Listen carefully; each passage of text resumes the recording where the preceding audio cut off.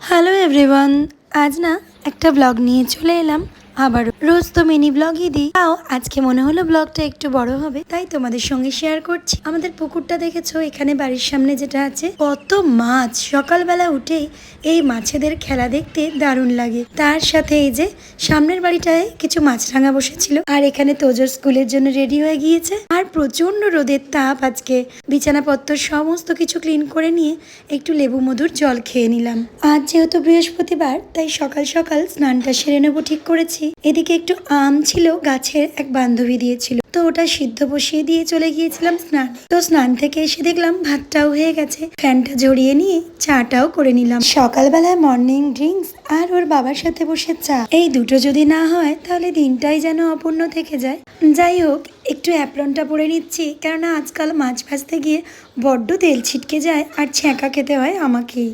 যাই হোক, মাছটা নুন হলুদ মাখিয়ে নিয়ে এদিকে একটু পটল ভাজা করে নিচ্ছি। ওর বাবা না পটল ভাজা দিয়ে ভাত খেতে খুব ভালোবাসে। ওদিকে মুসুর ডালও করেছি একটু, আর মাছ দুটো ভেজে রাখবো দুই ছেলের জন্য, আর আমাদের জন্য বানাবো মাছের ঝাল। এদিকে ওর বাবার অফিসের ব্রেকফাস্টটা রেডি করছি, আর এদিকে আমাদের মাছগুলো ভেজে রাখছি। আর এখানে দেখো মশলাটা রেডি করেছি। এই গরমে একদম সিম্পল এই মাছের ঝালটা আমরা ভালো খাই।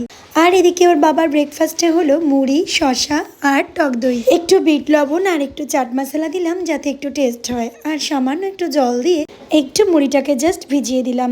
ওর বাবা এটা খেতে খুব পছন্দ করে, আর গরমে কিন্তু এই ধরনের খাবারগুলো খুবই হেল্পফুল হয়। আর আম, সেটা তো জানো এখন এই গরমে এটা কমন একটা খাবার। যাই হোক, এখানে মাছের ঝালটা আমি শুরু করে দিয়েছি। কালো জিরে ফোড়ন দিয়েছি, সঙ্গে দিয়েছি একটু কাঁচা লঙ্কা আর সেই মশলাগুলোটা, ব্যাস হয়ে গেল মাছের ঝাল। এদিকে ওর বাবার অফিসের লাঞ্চ বক্সটাও রেডি করছি, ডাল দিয়ে দিলাম, আর দিয়েছিলাম পটল ভাজা আর মাছের ঝাল। এই হলো আজকের রুটিন। এদিকে ওর বাবাকে অফিসে টিফিন গুছিয়ে দিয়ে চললাম আমি তোজোকে স্কুল থেকে আনতে। গরমের ছুটির পরে আমার কিছু এক্সট্রা কাজ জুড়ে যায়, যেগুলো হলো এইগুলো, স্কুল থেকে আনা নেওয়া। যাই হোক, এখানে আমি এসে তারপর ব্রেকফাস্ট করছি আজকে, মানে এখন বাজে ধরো বেলা 11টা। গতকাল রাতে আমি বানিয়ে রেখেছিলাম ওটসের সঙ্গে একটু দুধ দিয়ে চিয়া সিডস, আর দিয়েছিলাম কিছু কিশমিশ আর দুটো আমন্ড। তো ওটাই দেখো এইরকম আকার নিয়েছে। আবারও একটু সামান্য অল্প একটু দুধ দিয়ে আর একটু কলা দিয়ে দিয়েছি। আজকে খেজুরটা আর দিলাম না। ওয়েট লসের জন্য এটা কিন্তু খুবই একটা হেল্পফুল ব্রেকফাস্ট। অনেকক্ষণ পেটটাও ভরে থাকে আর অনেক উপকার হয়। তো চলো, এটা আমি এখন খেয়ে নিচ্ছি, এরপর বসে যাব পুজো করতে। এই যে দেখছো, পুজোয় পাঁচালি পড়া হয়ে গেল, পুজোটাও মোটামুটি আমার কমপ্লিট। সব তো আর ভিডিও করাটা সম্ভব না। তো চলো এবার ছেলেদেরকে একটু খেতে দিয়ে দিই, তারপর লাঞ্চটা করে নেবো। আজ তবে আসি, এই হলো আজকের ব্লগ।